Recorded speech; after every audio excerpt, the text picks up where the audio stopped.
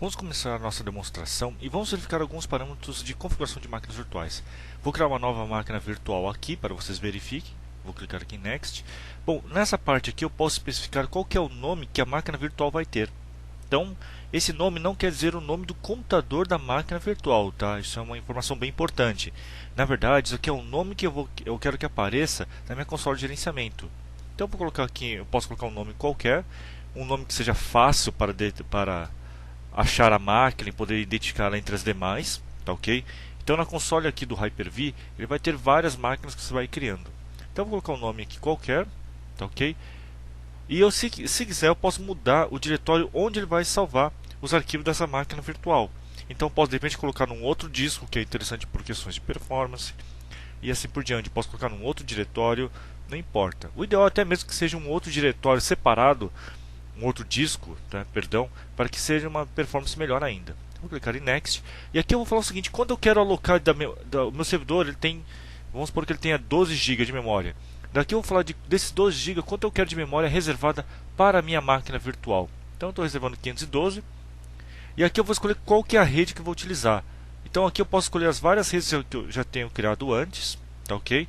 Vou pegar uma rede, por exemplo, de produção.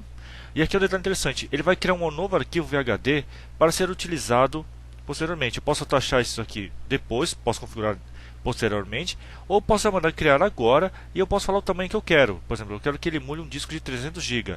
Isso não significa que ele vai criar um disco já no tamanho de 300 GB. Ele vai criar no menor tamanho possível, mas esse disco pode ser expansível até 300 GB. Para o sistema operacional, ele vai enxergar que tem 300 GB na máquina virtual. Porém, fisicamente você vai ver que ele não vai ocupar totalmente esses 300 GB. Vou clicar em Next.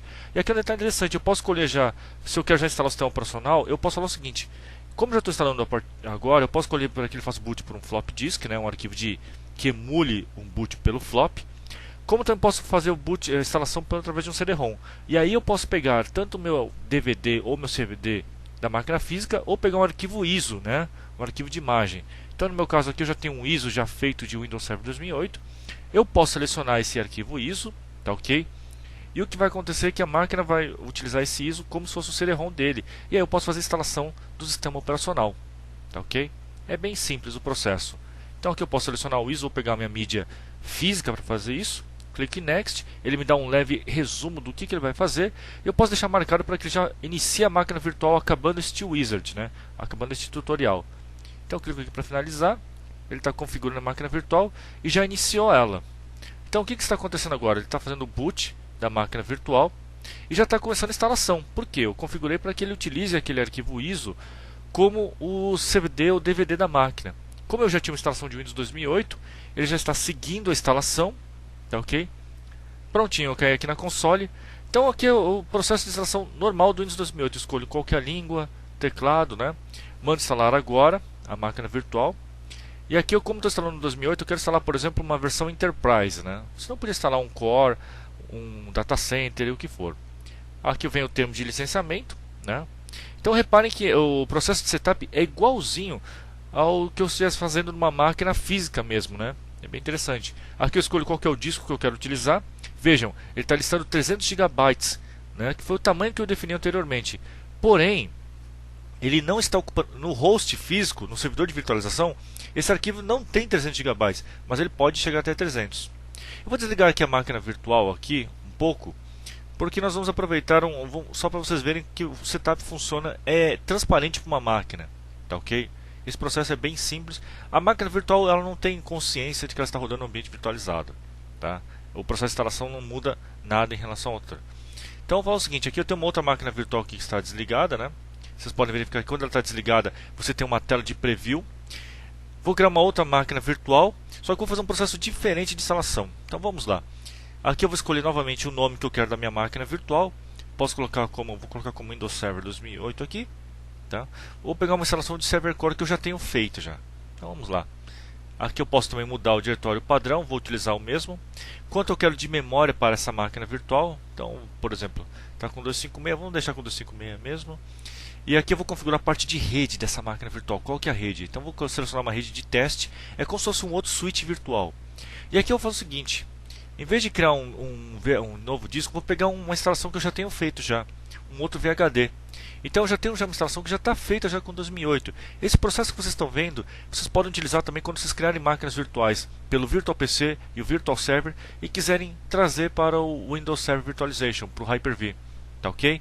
Então olha só, eu não fiz nenhuma instalação nova, tá ok? E eu já estou aproveitando o VHD existente. Prontinho, já está criada a minha máquina virtual.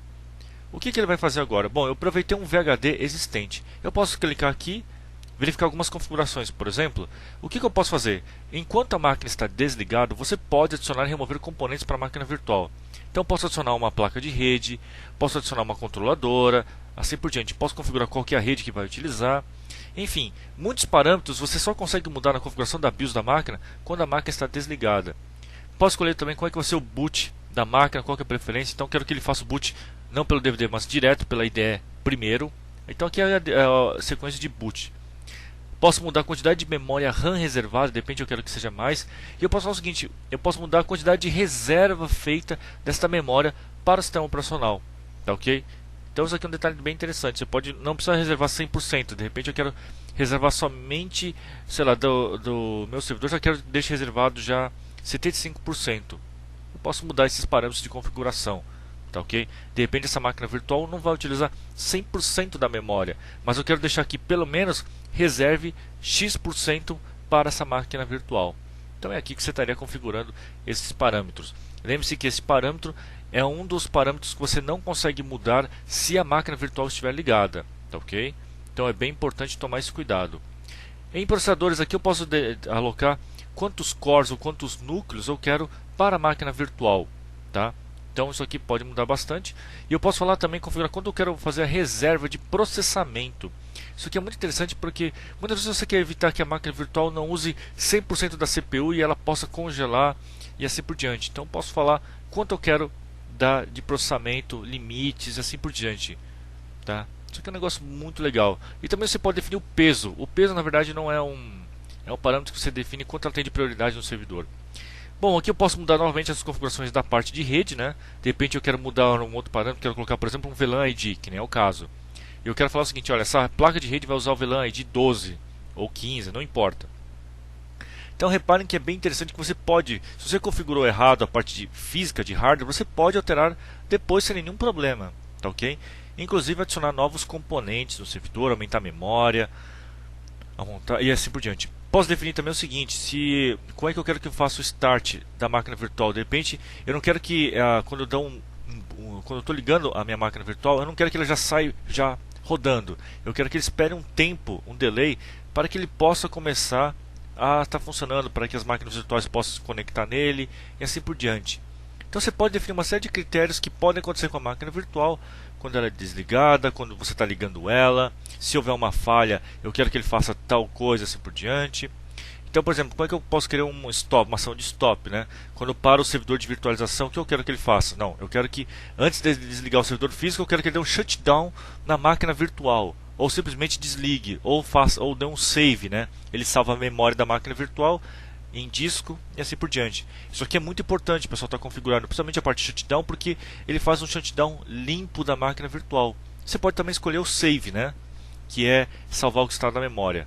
Bom, eu clico aqui em OK, perfeito, já estão validadas as alterações, tá? Então aqui você pode mudar uma série de parâmetros aqui. Vou pegar uma outra máquina virtual, também que eu tenho aqui já criada, né?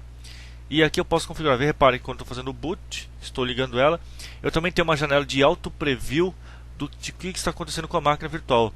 E se eu quiser acessar ela, basta dar double clique aqui, pronto, eu abri a console e é como se eu estivesse fisicamente agora na máquina física. E prontinho, aqui já estou acessando a console do meu servidor. Bem simples, né?